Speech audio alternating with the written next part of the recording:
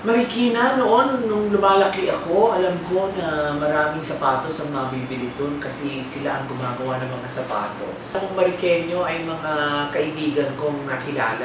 Ano sila? Proud sila doon sa kanilang lugar. Palagi nila kami iniimbita pag mayroong okasyon. Tapos may mga pagkain silang pinapakain tuwing merong fiesta. Parang it became to me a place where they love to live in.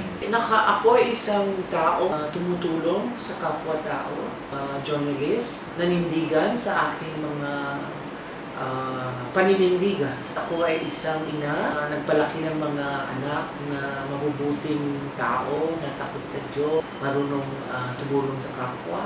Ngayon ay patuloy kong itinutupad itong mga katangian na sa palagay ko ay pinapahalagan ko hanggang sa mga panahon. Tingnan lang natin ang dahilan kung bakit tayo ay nabubuhay. Tayo ay naririto para tumulong sa kapwa.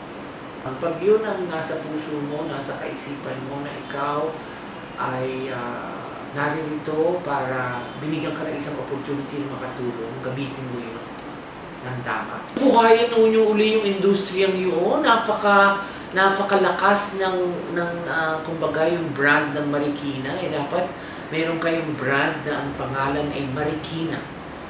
At pag yun ang nakalagay din sa sapatos, talagang maaalala kagalingan ng mga tiga Marikina na sila ay nag-umpisa ng isang industry. Kasi nabubuo na naman, siguro na ituturo na sa mga kabataan na gusto rin maging bahagi ng sapatos industry. Dapat meron kayong brand Marikina Sapatos.